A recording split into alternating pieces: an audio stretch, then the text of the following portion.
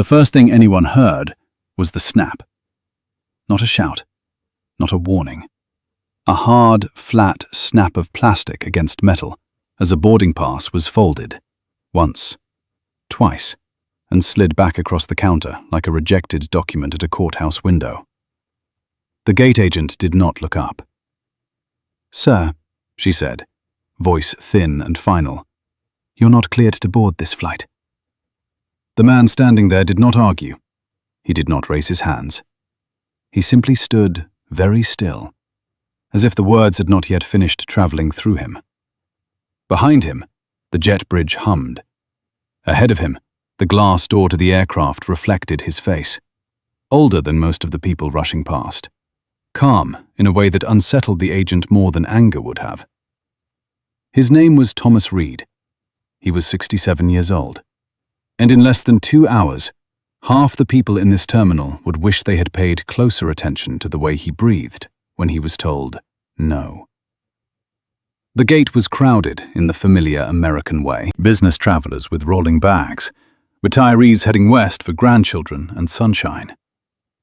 A woman in a beige trench coat stood to the side, arms crossed, watching with faint irritation, as if delays were personal insults. Her name was Carol Henley, 61, senior vice president at a regional investment firm, accustomed to moving through lines like weather through open air. "This is ridiculous," Carol said, not to anyone in particular. "We've already boarded half the cabin." The gate agent glanced up then, relief flickering across her face at the presence of someone who looked like authority. "Ma'am, we're just resolving a clearance issue." Thomas Reed turned slightly. His eyes met Carol's for a moment. Not challenging, not pleading.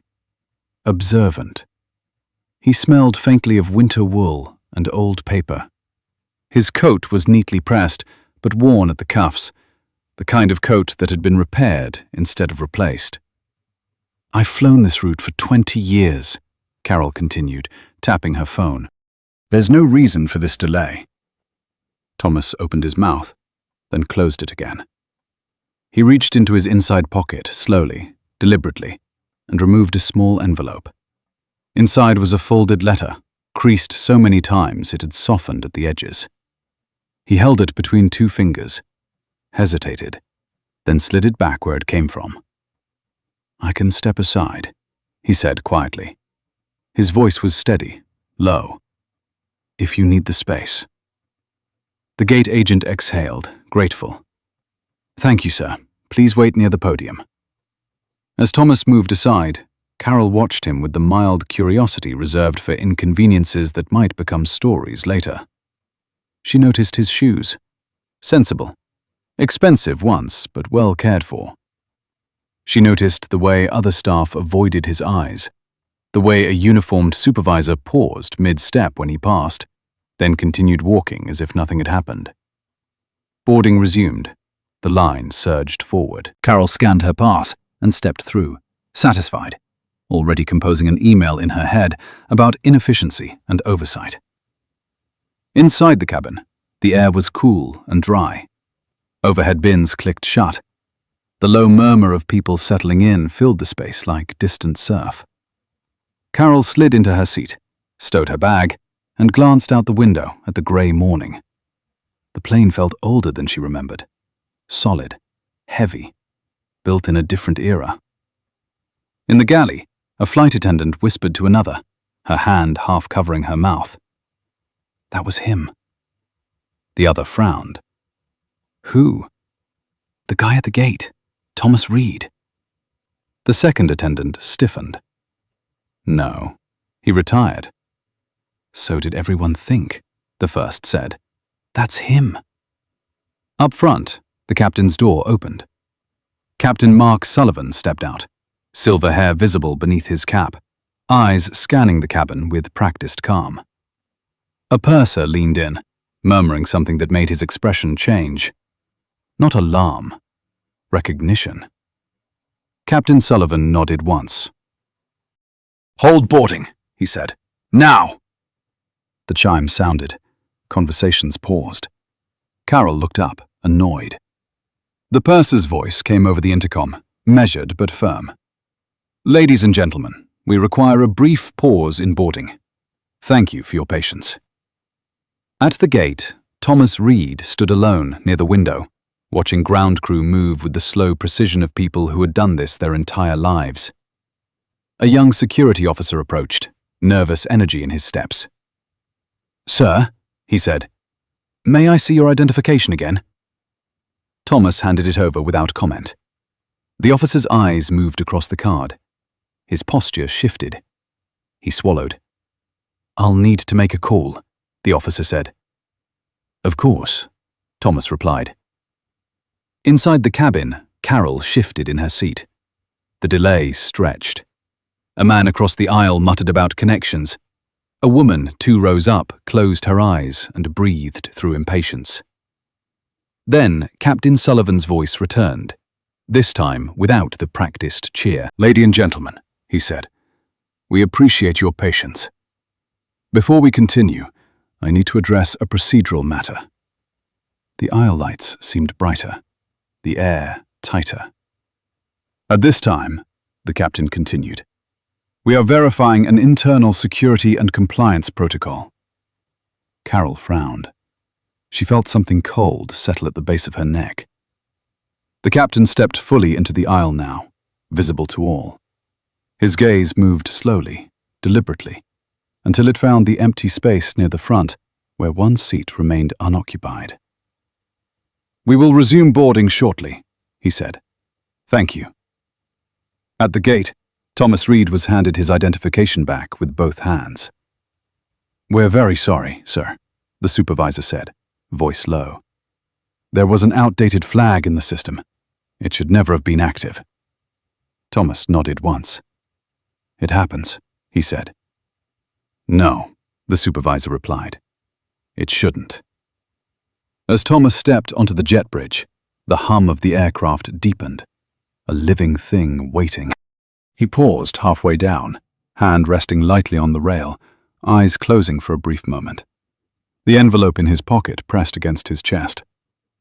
Inside the cabin, Carol felt it before she saw it. A shift. A subtle straightening of backs. The way people quiet when something unspoken enters the room. Thomas Reed appeared at the doorway, not hurried, not triumphant, just present. Captain Sullivan met him at the threshold. The 2 men exchanged a look heavy with shared history. The captain extended his hand. Thomas shook it. "Welcome aboard, Mr. Reed," the captain said. Not loud, but everyone heard it. Carol's breath caught.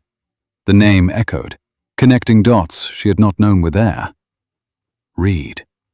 The reports. The congressional hearings. The restructuring years ago that saved 3 airlines from collapse. Thomas moved down the aisle. Eyes followed him now, not with suspicion, with recalibration.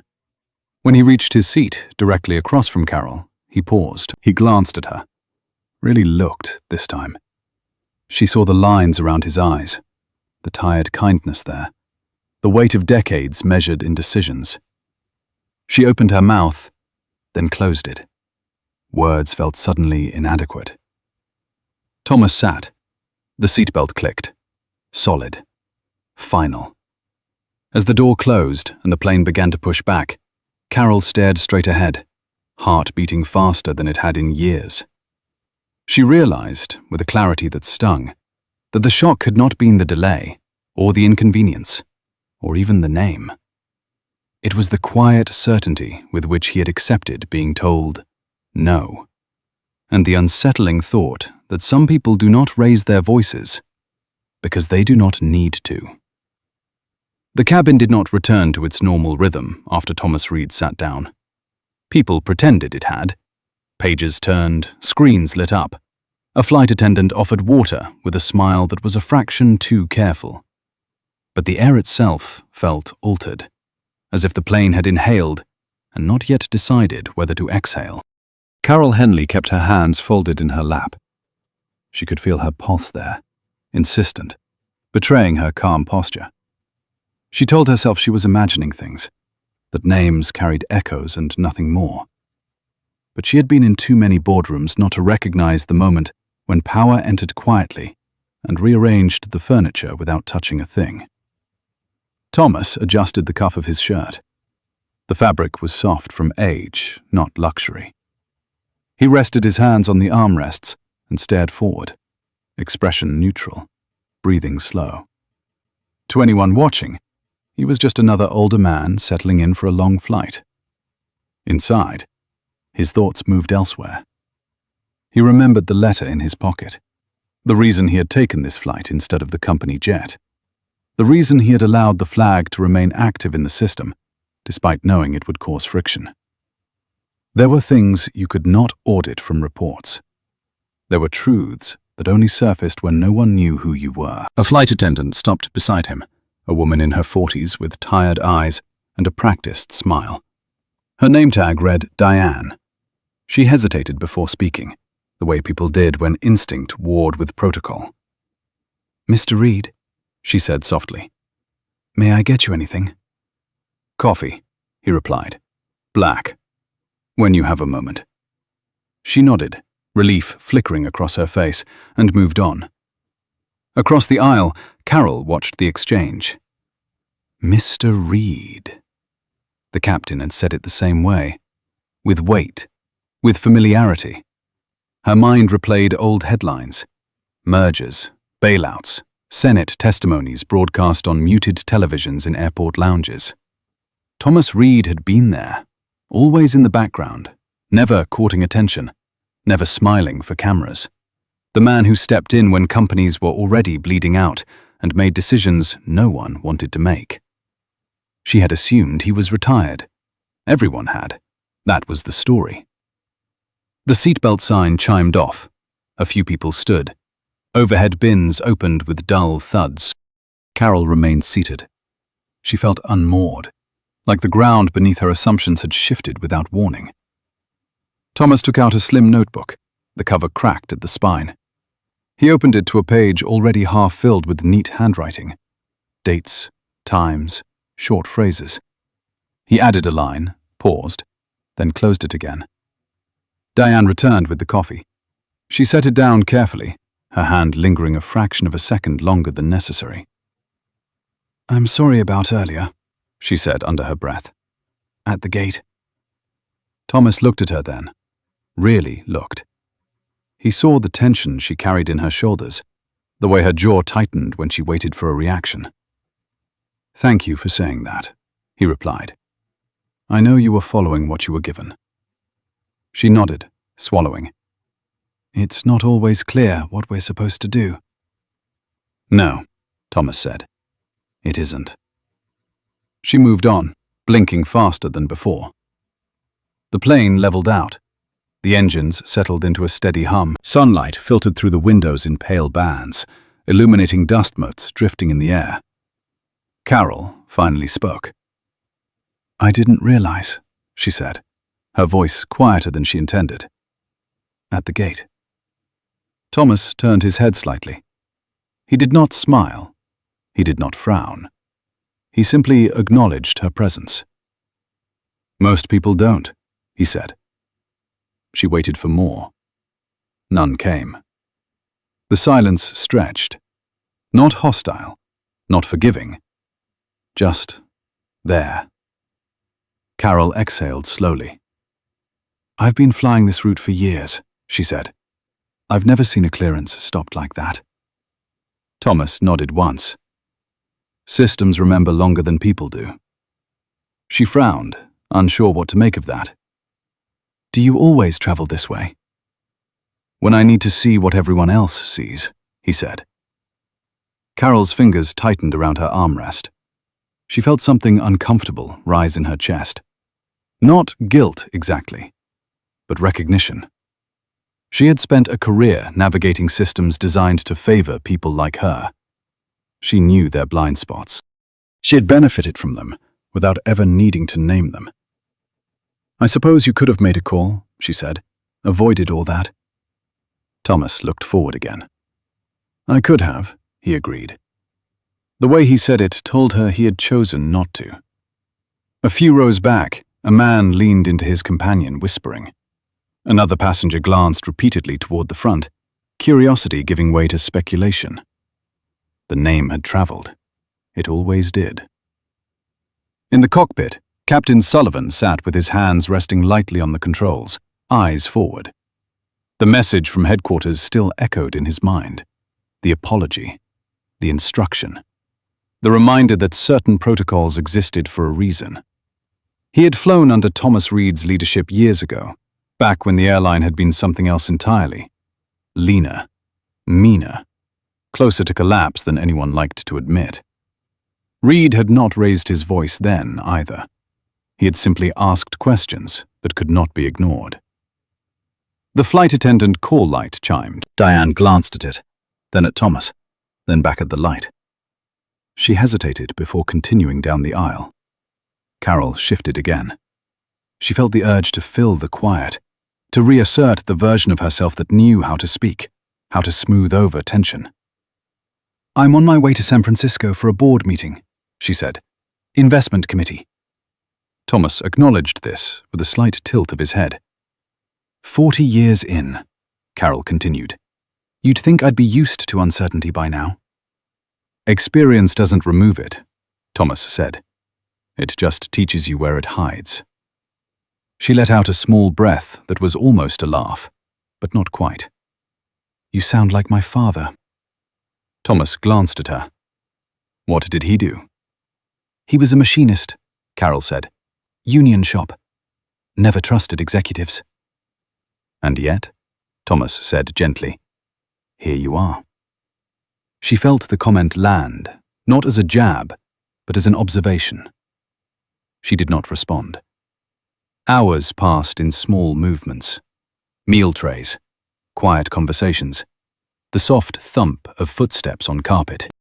Thomas read for a while, then closed his book and stared out the window at the endless blue. Carol watched him in her peripheral vision. The ease with which others deferred to him now, the way the crew checked in without hovering. She thought about the envelope she had seen him hold at the gate, the way he had put it back as if it was something fragile. Eventually she spoke again, more carefully this time. "You didn't have to sit here," she said. "After everything." Thomas considered her words. "Seats are just seats," he said. "What matters is how people behave when they think they're not being observed." The phrase settled between them, heavy and unadorned. Carol nodded slowly. She felt older than she had that morning.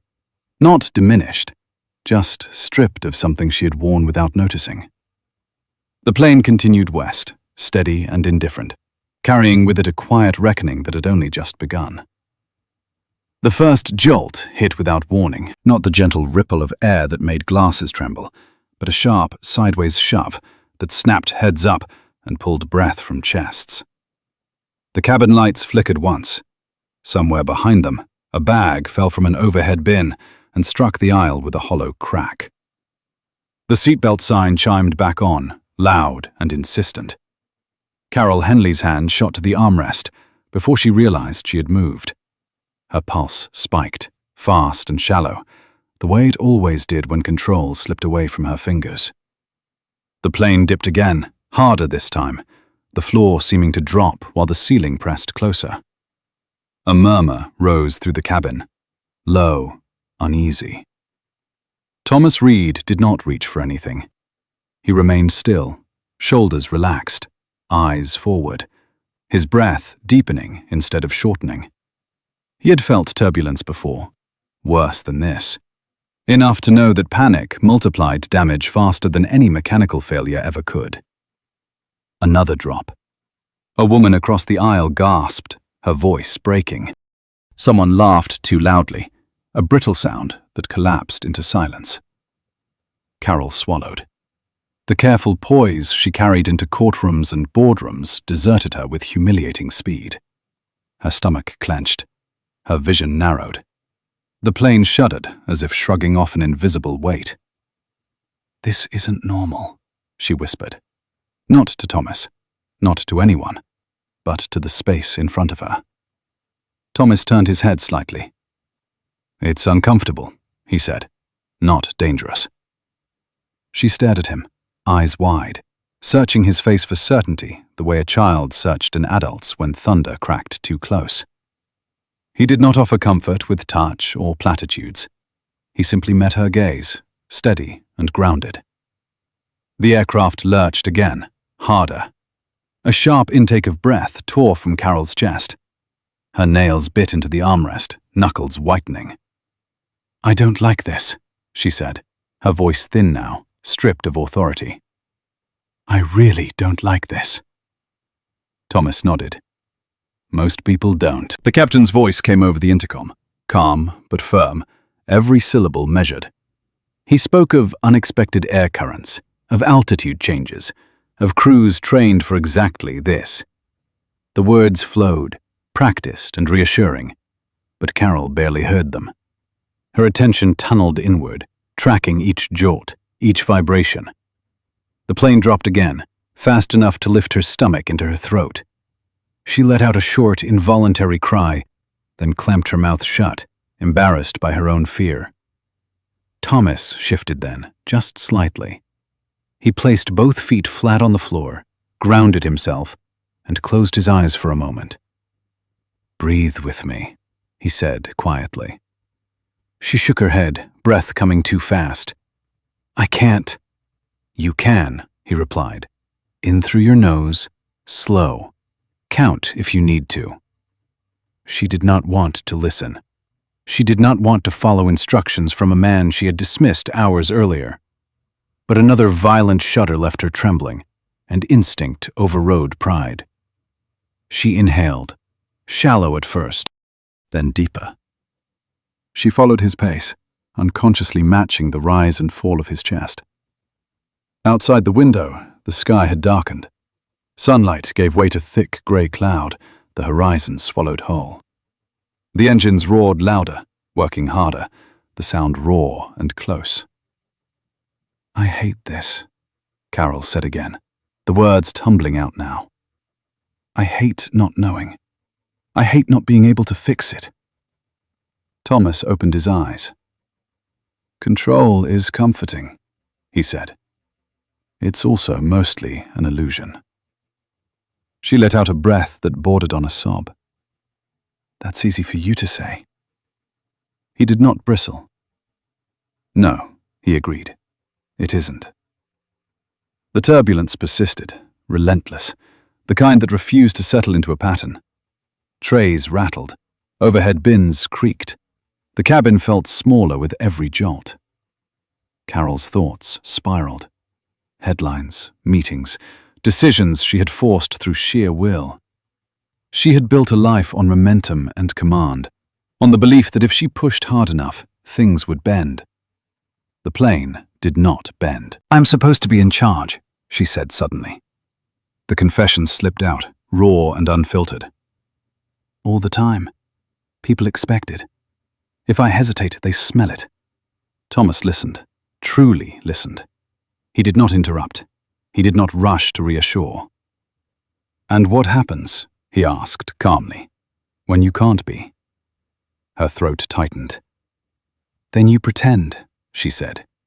"You pretend harder." Another drop punctuated her words, sharp enough to draw gasps from nearby rows.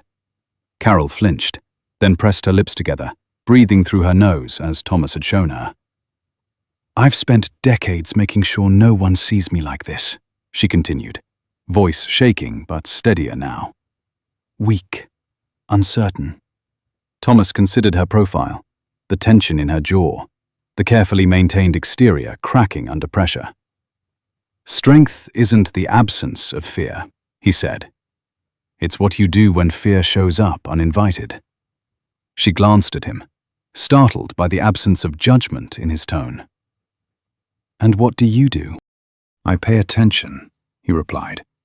"Fear is information." The plane jolted again, but something in Carol shifted. The panic did not vanish, but it loosened its grip. Her breaths lengthened, her shoulders dropped a fraction. Minutes stretched, then more. The turbulence continued, but its edges softened, the drops less violent, the shuddering less severe. The seatbelt sign remained lit, but the cabin noise eased. Conversations resumed in hushed tones. A flight attendant moved cautiously down the aisle, checking belts, offering water with a steady smile that masked her own nerves. Diane paused beside them. She looked at Carol, then at Thomas. "You both doing okay?" she asked. Carol nodded, surprised to realize she meant it. "Yes," she said. "Thank you." Diane smiled, genuine this time, and moved on. Silence settled between Carol and Thomas. Not awkward, not strained, just quiet. Eventually, the captain's voice returned, announcing smoother air ahead. Apologies were offered. Gratitude expressed. The seatbelt sign chimed off again, softer now, less urgent. A collective exhale rippled through the cabin. Carol leaned back, exhaustion washing over her in a heavy wave. She closed her eyes, feeling the residual tremor in her hands fade. "Thank you," she said after a moment. Not loudly, not performatively. "For that." Thomas nodded. "You're welcome." She hesitated, then added, "I don't usually let people see that side of me." "I know," he said. She opened her eyes, studying him. "How?" "Because you worked very hard to hide it," Thomas replied. She let out a breath that was almost a laugh. Almost. For a brief stretch of time, the space between them felt altered, stripped of earlier assumptions and missteps. Carol felt something unfamiliar settle in her chest. Not absolution, not forgiveness. Perspective. Then habit returned, as habits always did. She straightened in her seat, smoothing invisible wrinkles from her jacket. She reached for her bag, pulling out her tablet, the familiar glow of documents and numbers offering a refuge she understood. "Well," she said, composure sliding back into place. "Back to work." Thomas watched the transformation without comment. He recognized it. He had seen it in executives, regulators, senators. The armor rebuilt once the immediate threat passed. He reached into his pocket and felt the envelope there, its edges worn smooth. He did not take it out, not yet. Outside, the clouds thinned, sunlight breaking through in narrow bands that painted the wing in pale gold. The plane continued west, steady once more, carrying two people who had shared a moment of unguarded truth, and who now retreated to opposite sides of themselves, as if it had never happened. The calm did not last. It never did.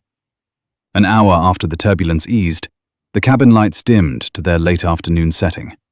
That soft, amber glow meant to lull bodies into rest. Most passengers sank into screens or sleep. Trays were cleared. The aircraft settled into a smooth, confident rhythm, as if the earlier violence had been an unpleasant dream. Carol Henley stared at her tablet without reading a single line. Numbers blurred. Sentences repeated themselves without meaning. Her reflection stared back faintly from the darkened screen, older than it had been that morning. Not weaker, just exposed. She locked the tablet and slid it back into her bag with more force than necessary. Across the aisle, Thomas Reed sat with his hands folded loosely, eyes closed, not sleeping, waiting. The flight attendant call light chimed again, this time from the row behind them. A man's voice followed, sharp, irritated. "I've been waiting 10 minutes." Diane stopped beside the seat, posture immediately alert. "I'm sorry, sir. How can I help?" "I asked for a blanket," the man said, "and I don't see why that's difficult." He was mid-50s, crisp blazer, watch worn loose on the wrist. The kind of man who leaned back too far in chairs, testing boundaries. Diane nodded, already turning to retrieve one. "And another thing," he added, voice rising just enough to draw attention. "I paid for this seat. I expect service." Diane froze for a fraction of a second. "Of course," she said carefully. "I'll be right back." "I don't think you heard me," the man snapped. "I expect..." "That's enough!" The word cut cleanly through the aisle. Thomas Reed had opened his eyes. The man blinked, surprised. "Excuse me." "You were heard," Thomas said calmly. "She acknowledged you. Let her do her job." Carol felt the shift immediately. Heads turned. The air tightened again, different this time. Focused. The man scoffed. "Mind your business." Thomas did not raise his voice. "I am." Diane stood very still, hands clasped, eyes flicking between them. "I don't appreciate being lectured by another passenger," the man continued, "especially one who isn't crew." Thomas nodded once. Understood. He reached up and pressed the call button himself. Diane's eyes widened slightly. Moments later, Mark Reynolds appeared from the galley, expression professional, jaw set. He took in the scene with one practiced glance. "What seems to be the issue?" Mark asked. The man launched in immediately, gesturing. "This passenger is interfering. I made a simple request and was spoken to disrespectfully." Mark turned to Thomas. "Sir." Thomas met his gaze. "Your attendant handled the request appropriately. The escalation came from the passenger, not the crew." Mark inhaled slowly. "Thank you." He turned back to the man. "Sir, I'll ask you to lower your voice. We're happy to assist, but we expect respectful communication." The man stared at him, incredulous. "Do you know who I am?" Carol felt her stomach drop. She had heard that sentence before, too many times. Mark did not flinch. "I know where you're seated," he said evenly. "And I know our policy." The man laughed, sharp and humorless. "This airline is unbelievable." Thomas watched closely now, eyes intent, posture still relaxed. He was no longer a passenger observing an inconvenience. He was evaluating. The man waved a dismissive hand. "Forget it. I'll file a complaint." Mark nodded. "You're entitled to do that." The man leaned back, satisfied, as if he had won something. Diane returned moments later with the blanket, setting it gently on his lap. He did not thank her. As Mark stepped away, his gaze flicked to Thomas, brief but charged. A silent exchange passed between them, one born of shared understanding rather than familiarity. Carol released a breath she hadn't realized she was holding. Thomas closed his eyes again. She turned toward him, voice low. "You didn't have to step in." "No," he said. "I wanted to." She studied his profile. "Why?"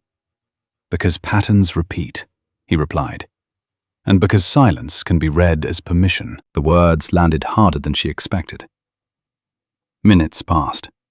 The cabin resumed its fragile equilibrium. But something fundamental had shifted.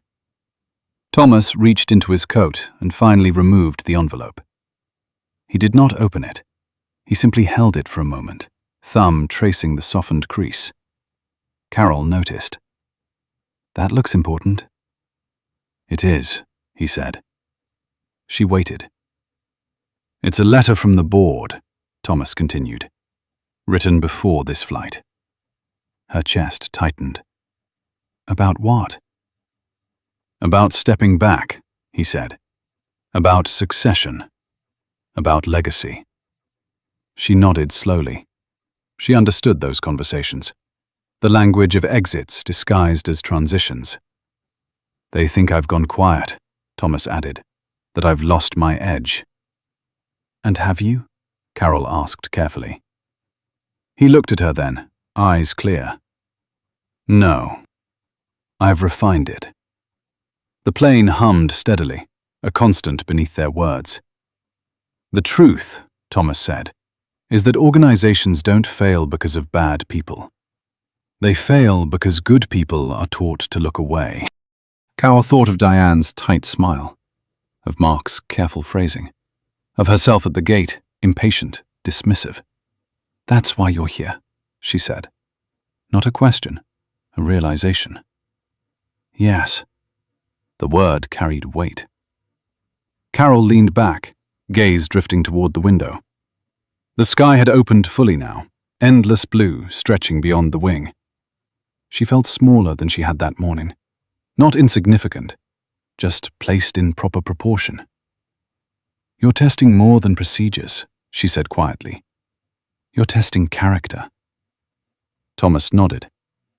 "And what happens," she asked, "if you don't like what you see?" He folded the envelope and slipped it back into his pocket. "Then I do something about it." The announcement for initial descent crackled over the speakers. The cabin stirred. Belts were checked. Seats straightened. As the plane began its slow, deliberate tilt downward, Carol felt a familiar tension return. But it was different now. Less frantic. More aware. She turned to Thomas once more. "Earlier," she said, "at the gate." He waited. "I saw what I wanted to see," she admitted. "Not what was there." Thomas did not soften. He did not absolve her. He simply acknowledged the truth of it. "So did many people," he said.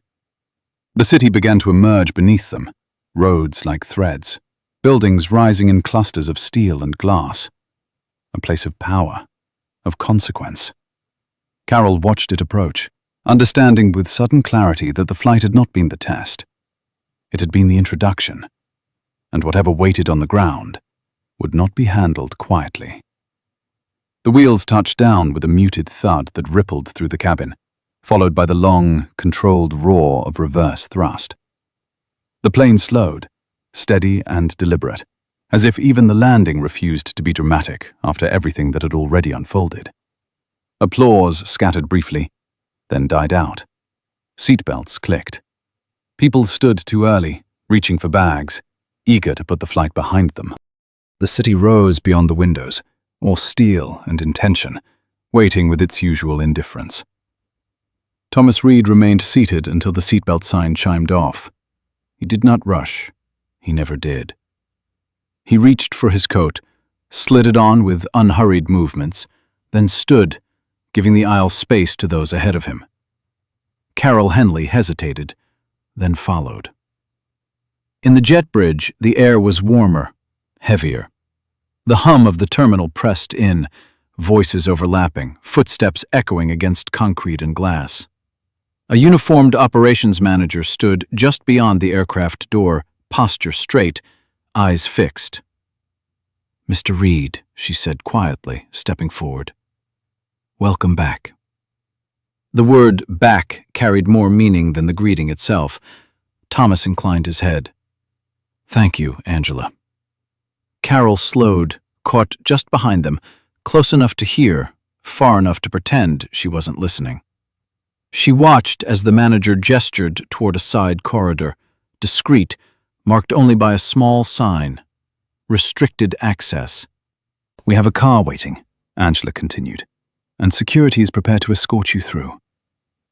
"That won't be necessary," Thomas said. "I'll walk." Angela blinked, then nodded. "Of course."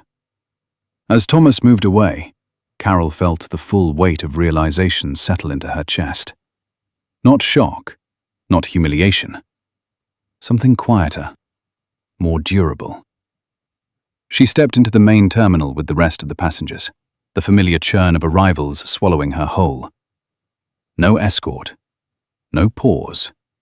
Just another traveler re-entering the current. She glanced back once. Thomas did not look her way. Customs passed in a blur. Questions answered automatically. Bags collected. The terminal doors slid open, releasing her into the sharp afternoon air.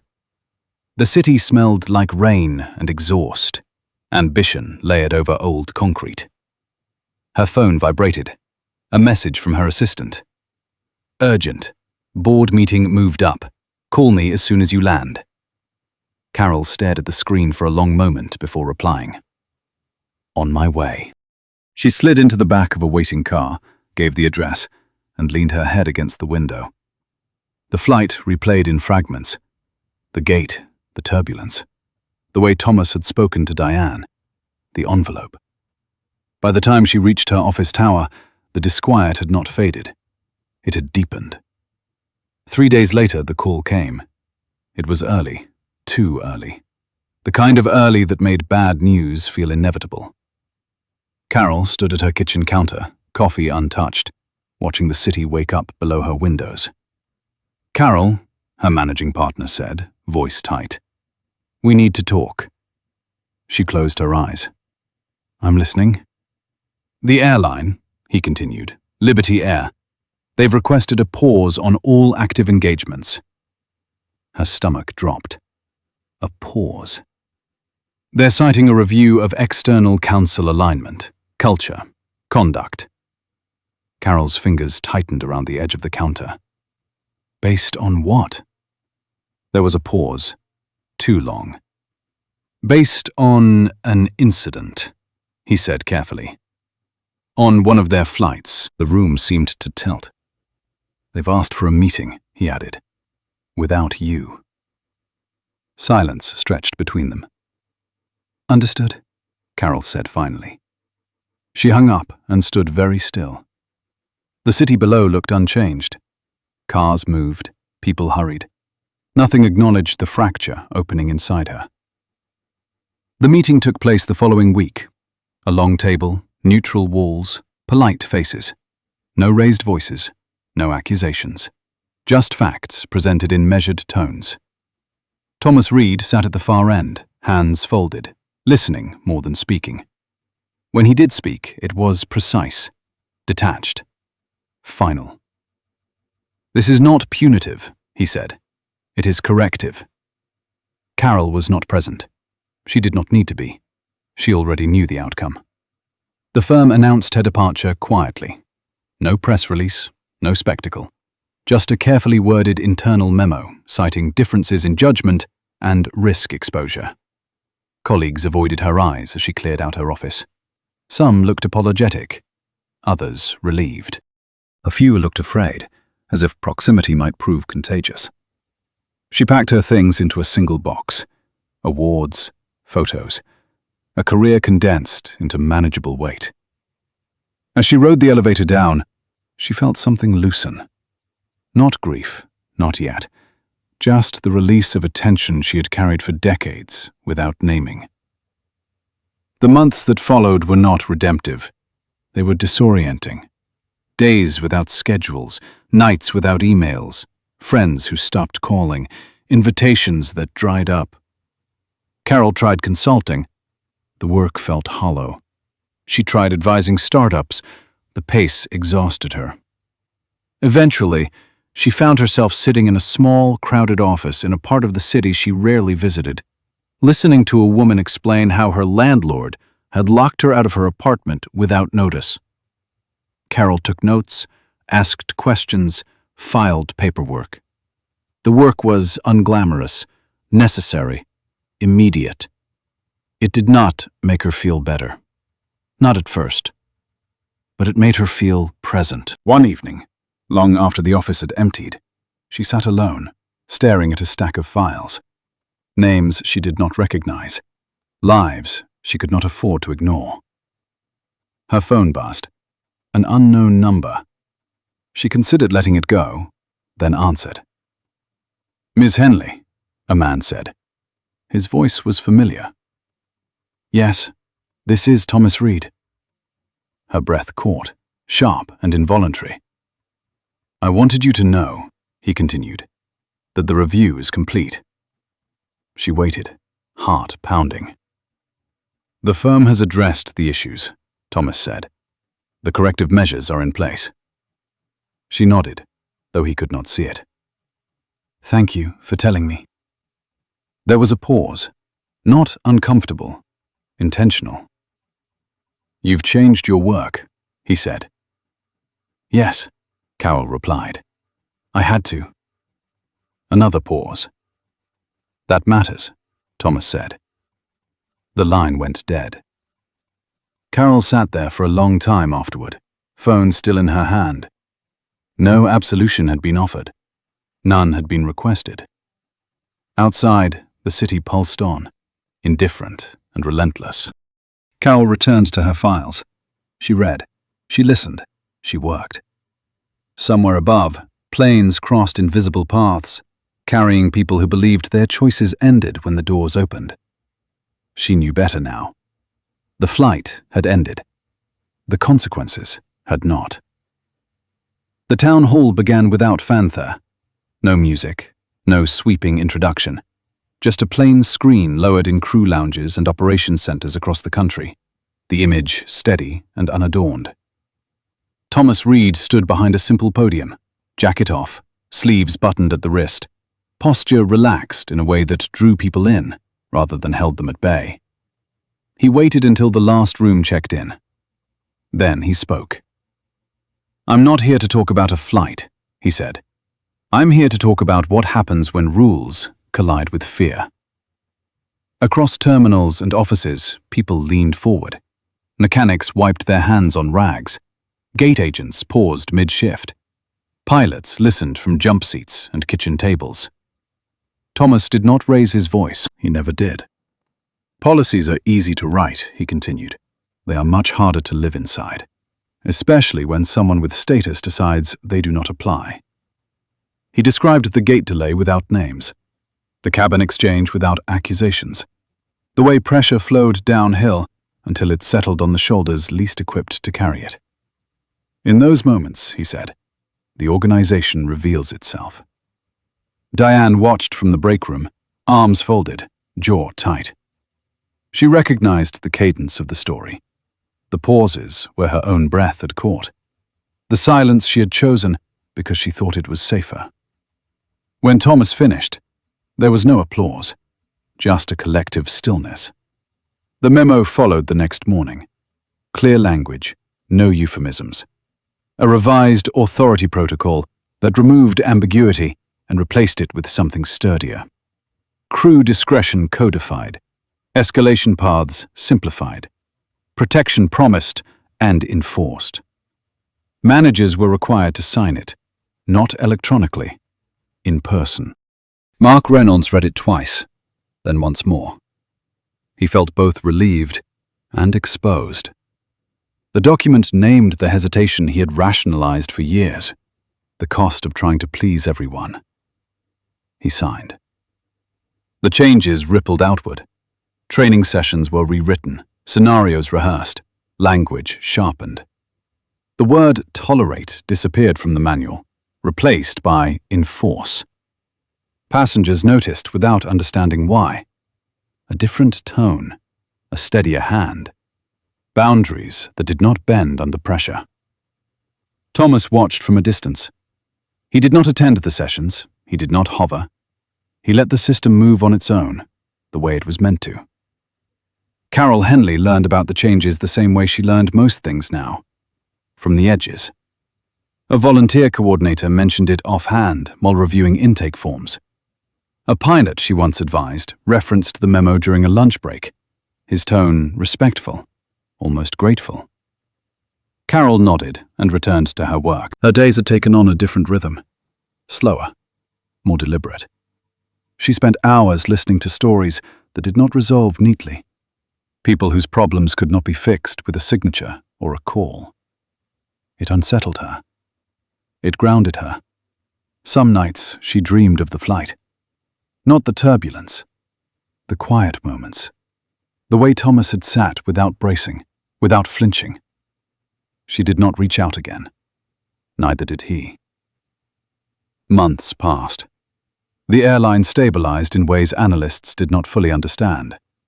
Customer satisfaction ticked upward. Staff turnover dropped. Complaints shifted in tone, fewer about disrespect, more about logistics. Thomas stepped back from daily operations. Not entirely, never entirely, but enough to let others lead. The board revisited succession with a different urgency. This time, Thomas listened without resistance. He named his conditions: culture before numbers, authority without cruelty, accountability without spectacle. They agreed. On a grey afternoon, Carol received an email from an unfamiliar address. No subject line, just a single paragraph. There was a hearing scheduled at the municipal building downtown. A zoning dispute tied to an airport expansion.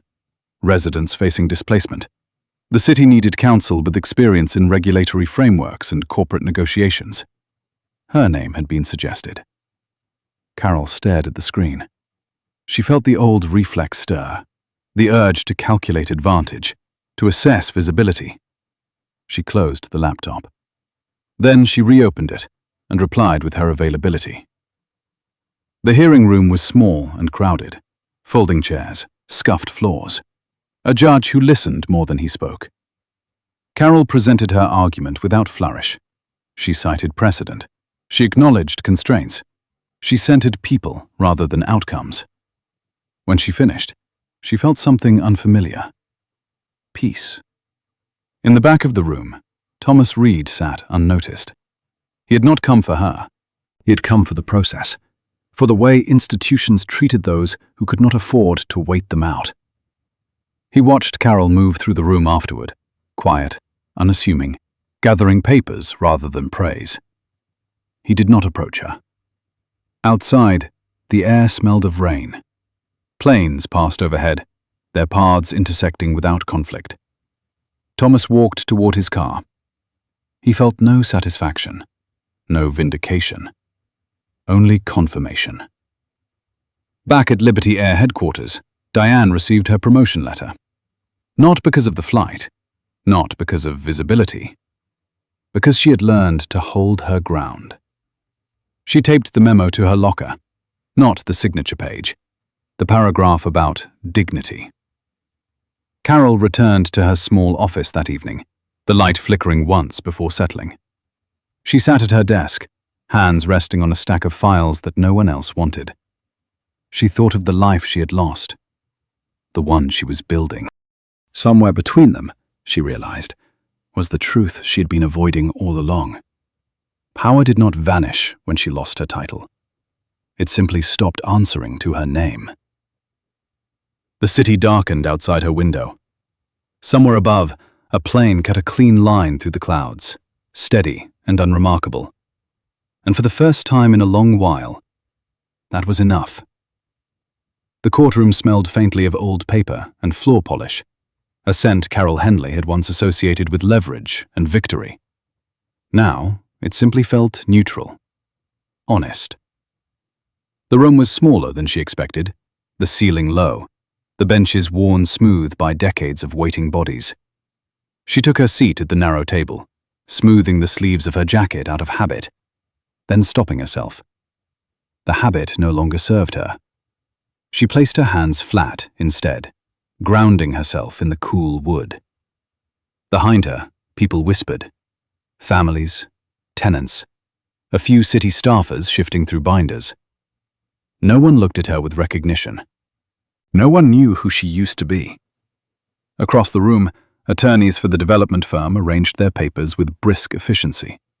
They were younger, sharper in the way hunger made people sharp. Carol recognized the posture immediately. She had once trained people to sit like that. The judge entered without ceremony. Everyone stood. Everyone sat. The rhythm felt almost intimate. Carol rose when it was her turn to speak. She did not project. She did not perform. Her voice carried because the room was listening, not because she forced it to. She spoke of zoning language and statutory intent, but she spoke first of impact, of families who had lived within a few blocks of the airport for generations, of notices delivered without explanation, of power exercised quietly, assuming no resistance would materialize. The opposing counsel objected twice. The judge waved him off once, sustained him the second time. Carol adjusted without missing a beat. In the back row, Thomas Reed sat with his hands folded loosely, his presence unremarkable to everyone except himself. He had come without staff, without notice. He had read the filings, traced the funding lines, followed the same instincts that had guided him for decades. The project had been flagged internally weeks ago. Not illegal, not yet, but careless in the way speed often was. He watched Carol move through the argument, noting what she did not do as much as what she did. No grandstanding, no shortcuts. She allowed the facts to breathe. When she finished, the room stayed quiet for a moment longer than necessary. The judge cleared his throat, made a note, and recessed for deliberation. People stood, stretched, murmured. Carol returned to her seat, exhaling slowly, the tension draining from her shoulders. She felt him before she saw him. Thomas did not approach. He stood several feet away, giving her space, eyes focused on the exit, as if waiting for the right moment to become visible. Carol noticed the outline first, the familiar stillness, the sense of gravity without force. She turned. Their eyes met. No shock this time, no recalibration, just recognition. "Mr. Reed," she said quietly. "Miss Henley," he replied. They stood there, the noise of the room washing around them, neither stepping forward, neither retreating. "You were here," Carol said. "Yes." She nodded once. "For the case?" "For the process," Thomas corrected gently. A corner of her mouth lifted, then settled. "Of course." The judge returned. Everyone took their seats again. The ruling was concise. The injunction granted. Further review ordered. The development stalled, its momentum checked. A murmur rippled through the room. Relief, gratitude, the kind that did not know where to land yet. Carol closed her folder. Her hands were steady. Outside the courtroom, people clustered around her, thanking her, asking questions. She answered what she could, deferred what she couldn't. She did not look back. Thomas waited until the hallway cleared. "You argued well," he said. "Thank you." He studied her for a moment, not unkindly. "You're different." "So are you," Carol replied. He considered that. Perhaps. They walked together toward the exit, footsteps echoing softly. "The board approved the expansion," Thomas said. "With conditions." Carol did not react. "And you're here because—" "Because conditions mean nothing if they're enforced without integrity." She stopped walking. He did the same. "You didn't intervene," she said. "No." "You could have." "Yes." She met his gaze. "You didn't." "I didn't need to," Thomas said. "You handled it." The acknowledgement landed quietly, without ceremony. It carried weight, nonetheless. They stepped outside. The air was cool, the sky low and grey. Planes moved overhead, distant and constant. "I didn't change because of you," Carol said after a moment. "Not directly." Thomas nodded. "Change rarely has a single cause." "I changed because I finally ran out of places to hide," she continued. "Because the version of myself I built stopped working." Thomas watched traffic move along the street, the rhythm of a city mid-afternoon. "That happens," he said. "If we're lucky." She glanced at him. "Lucky?" "Yes," he said. "Some people never feel the friction. They coast until the end." They stood in silence, the kind that no longer needed filling. "I received a notice," Carol said eventually. "About a grant." Thomas did not look at her. "You did?" "No name attached," she added. "Names can complicate things." She nodded. "Thank you." "For what?" "For trusting the work," she said. "Not the reputation." He turned to her then. "Reputation is a shadow," he said. "Work is the substance."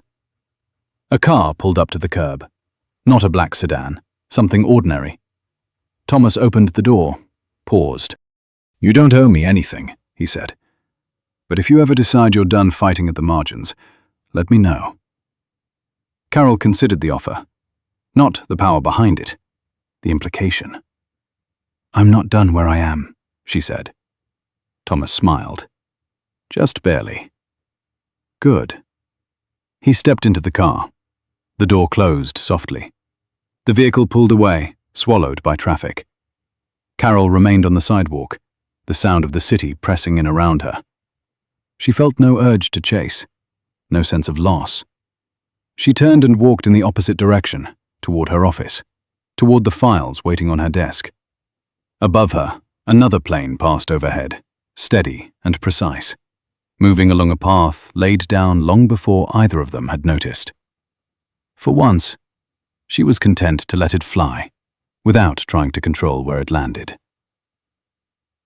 The letter arrived without a logo, no embossed seal, no executive assistant's name at the bottom, just a plain envelope, thick enough to feel deliberate, addressed in clean block letters that suggested someone who still believed handwriting mattered. Carol Henley held it for a long moment before opening it. Inside was a single page and a packet clipped behind it. The page was brief. Liberty Air was restructuring its community engagement and compliance oversight. An independent advisory council was being formed. The council would have no branding value, no press announcements, no ceremonial launch.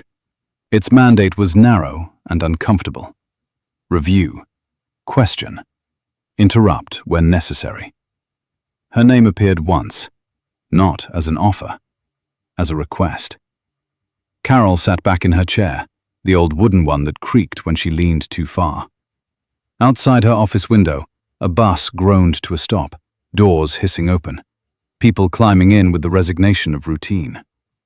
The city moved, whether she decided or not. She read the page again. The packet beneath it was heavier. Case summaries, internal memos, incident reports stripped of names. Patterns emerged quickly. Not corruption, not villainy. Something harder to fight. Convenience. Deference. The slow erosion of responsibility in the presence of power. Carol felt the familiar pull, the part of her that once sharpened itself on complexity, that enjoyed stepping into systems others avoided. She also felt something else, a hesitation born not of fear, but of honesty. She closed the folder.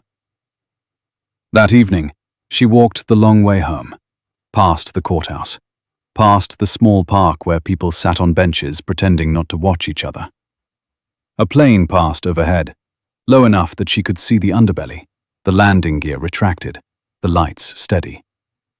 She stopped walking. For years, she had believed proximity to power was the same thing as purpose. The flight had taken that illusion apart, piece by piece. What remained was quieter, more demanding. Her phone buzzed, a message from the legal clinic. A tenant had been served a notice that afternoon. Lockout scheduled for the end of the week. They needed help filing an emergency stay. Carol typed back immediately. "I'll be there in the morning." She slipped the envelope back into her bag and kept walking. The advisory council convened without her. Thomas Reed sat at the table alone the first day, reading through reports while the city hummed outside the glass walls. He did not mind the empty chairs. They were honest. Participation had to be chosen. He closed one folder and opened another. This one, older, yellowed. A record from years earlier. A whistleblower complaint, dismissed as misunderstanding. A junior staffer whose concerns had been politely acknowledged and quietly buried. Thomas's jaw tightened. He made a note in the margin. Follow-up. Power, he had learned, did not corrupt as much as it distracted. It pulled attention upward, away from the ground where damage actually occurred. He remembered the way Carol had argued in that small courtroom, the way she had framed the issue without centering herself, the way she had not looked for his reaction afterward. He folded the letter copy and set it aside. If she came, she came. If she didn't, the work would continue. 2 weeks passed. Carol spent her days buried in filings and client meetings, her evenings drafting motions at her kitchen table. The work was relentless, uncelebrated, necessary. She slept better than she had in years. On a Thursday afternoon, as she gathered her coat to leave the office, she noticed the envelope again. It had slid partially out of her bag, the corner bent now from use. She stared at it, then reached for her phone. The call connected on the third ring. "This is Thomas Reed," came the familiar voice. "It's Carol," she said. A pause. Not surprised, attentive. "I received your letter," she continued. "I won't be able to commit in the way you're asking." "I understand," Thomas replied. "But," she added, before she could reconsider, "I can give you something else." He waited. "I can tell you where the friction actually is," Carol said. "Not on paper. In practice. I can point out the places your people are taught to hesitate." Another pause. Longer this time. "That would be valuable," Thomas said. "I won't be visible," she added. "I won't be a name you can cite." "I wouldn't ask you to be," he replied. They agreed to meet the following week. No press, no announcement, just a conversation. When Carol arrived at Liberty Air headquarters, she did not go to the executive floor. She was directed instead to a small conference room near operations. Windows overlooked the tarmac. Planes lined up nose to tail, waiting their turn. Thomas was already there, sleeves rolled up, coffee cooling untouched. They did not shake hands. They sat. Carol spoke first. "You have a culture problem," she said calmly. "Not a moral one, a procedural one." Thomas leaned back, listening. "Your people know the rules," she continued. "They don't know when you'll back them." He nodded. "We've addressed authority." "On paper," Carol said. "But authority isn't just permission. It's protection after the fact." She slid a document across the table, a flowchart she had drawn by hand. "Here," she said. "This is where they freeze. Not because they don't know what to do, because they're afraid of being blamed later." Thomas studied the page, slowly. "This," he said finally, tapping the diagram, "is accurate." "I know," Carol replied. "I used to design systems like this, ones that rewarded compliance and punished initiative." He looked up at her. "And now?" "And now I'm trying to undo them," she said. They worked for hours. No posturing, no nostalgia. Just dismantling assumptions, piece by piece. When Carol left, the sun was setting, the sky streaked with orange and grey. Planes continued to move, lights blinking in measured sequence. Thomas remained in the room long after she was gone, staring at the flowchart on the table. For the first time in a long while, he felt something close to relief. Change, he knew, did not come from grand gestures. It came from people willing to sit in uncomfortable rooms and say what others would not. Carol walked toward the train station, tired but steady. The envelope was no longer in her bag. She had made her choice, not to return to power, but to stand close enough to it to make it answerable. The protest was smaller than the headlines had promised. A few dozen people gathered behind metal barricades, signs hand-lettered, voices earnest but tired. Traffic moved past them without slowing, drivers glancing over and then returning to their phones. The terminal loomed behind glass, indifferent and humming. Carol Henley stood at the edge of the crowd, coat buttoned against the wind, observing rather than participating. She recognized the pattern immediately. Public concern framed as spectacle, contained, managed. Across the street, Liberty Air executives exited black cars and walked briskly toward a side entrance, faces composed, steps synchronized. The city knew how to choreograph power. Carol checked her watch and turned away. Inside a nearby municipal building, the real work was unfolding. A closed-door session.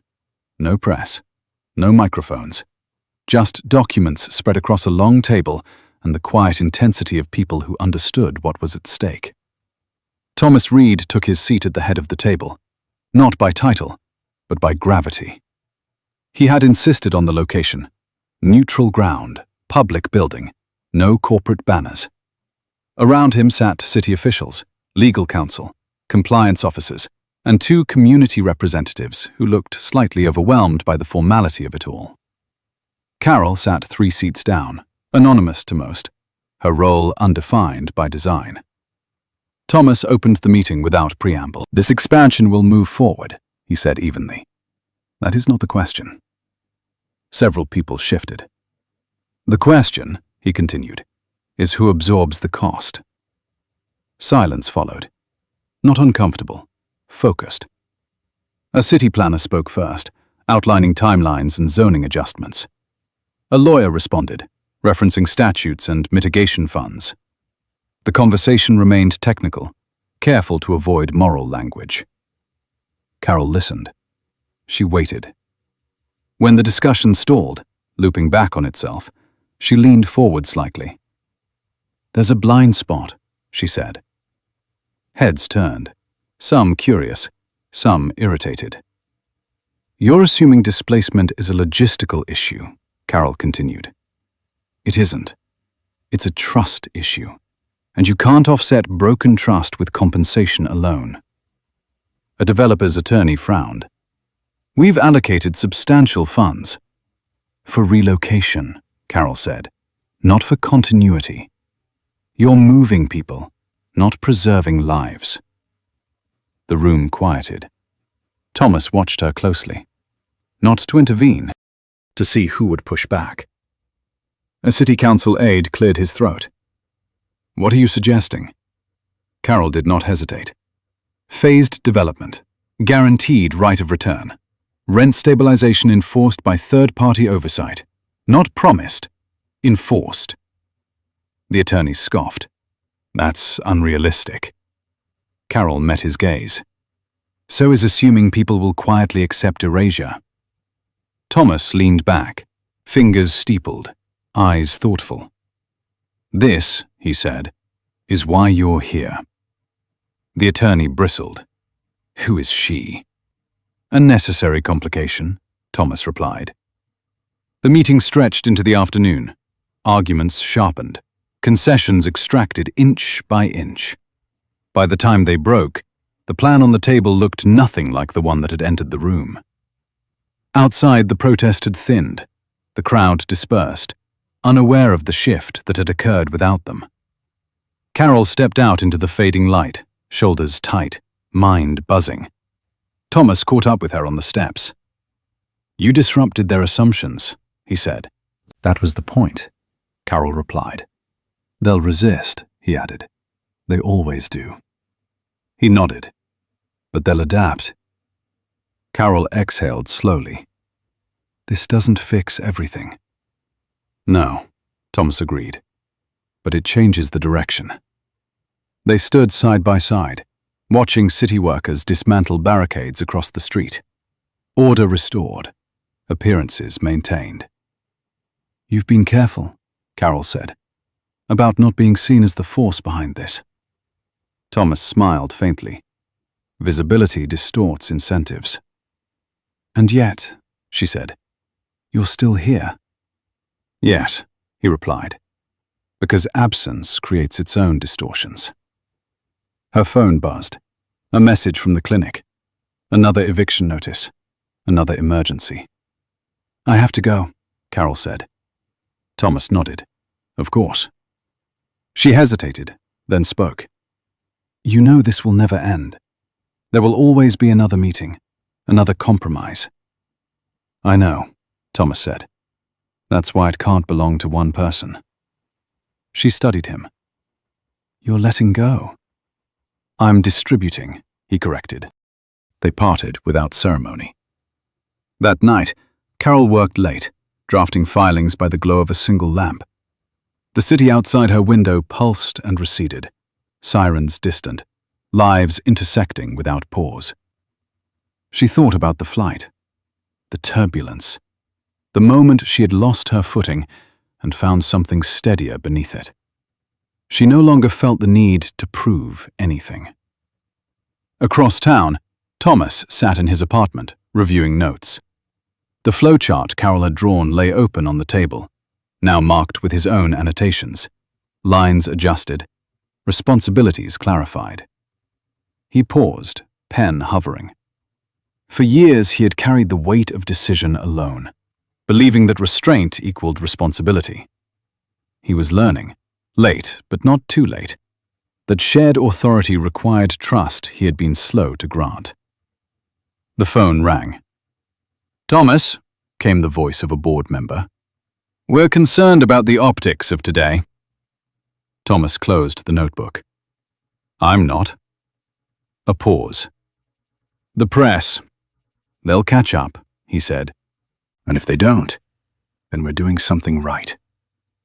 He ended the call and stood, moving to the window. A plane climbed into the night sky, lights blinking in disciplined sequence. He felt no urge to follow it. Weeks passed. The revised plan was approved. Construction resumed under new constraints. The Community Oversight Committee met monthly, its authority real, its teeth visible. Carol attended some meetings, skipped others. She remained where she was most needed, in rooms without cameras. Her name appeared nowhere. That was intentional. One afternoon, as she left the clinic, a woman stopped her on the steps. "My sister lives near the airport," the woman said. She said something changed. They listened this time. Carol smiled. Small. Real. "That's good," she said. The woman hesitated. "Are you part of that?" Carol shook her head. "I am part of the work." The woman nodded, satisfied, and walked away. Carol watched her go, then turned toward the street, the wind tugging at her coat. Above her, another plane traced a line across the sky, steady and sure. She did not look up to follow it. She already knew where she was headed. The winter morning arrived clean and sharp, the kind that made breath visible and thoughts feel precise. Thomas Reed stood at the window of his apartment, coat already on, watching the city stretch awake below him. Traffic moved in deliberate lines. Pedestrians crossed with purpose. Somewhere, engines lifted into the sky, unseen but familiar. He no longer tracked the flights by habit. He trusted the systems now to do what they had been rebuilt to do. On the table behind him lay a single document. Succession finalized. Authority transferred. His name reduced to a line of acknowledgement rather than command. He picked it up, folded it once, and slid it into a drawer. That chapter was complete. Across the city, Carol Henley unlocked the door to the legal clinic just as the sun cleared the rooftops. The lights flickered on, revealing chipped paint, mismatched chairs, stacks of files that never seemed to shrink. She set her bag down and poured coffee into a mug that had lost its logo years ago. Her phone buzzed once. A calendar reminder. Community Oversight Meeting. Noon. She muted it. A man was already waiting in the hallway, hat in his hands, eyes tired but hopeful. Carol smiled and gestured him in. They sat. They talked. Paperwork began its slow, necessary march. By midday, the meeting room downtown filled quietly. No press, no banners, just people taking seats and opening folders. Carol arrived without introduction and took a chair near the middle. She listened more than she spoke. When she did speak, it was to clarify, to redirect, to steady. The work moved forward. Thomas did not attend. He spent the afternoon walking through a neighborhood he had once only known through reports. Small businesses, side streets, children playing too close to the curb. He stopped for coffee at a place that did not recognize him and tipped in cash. The barista thanked him without ceremony.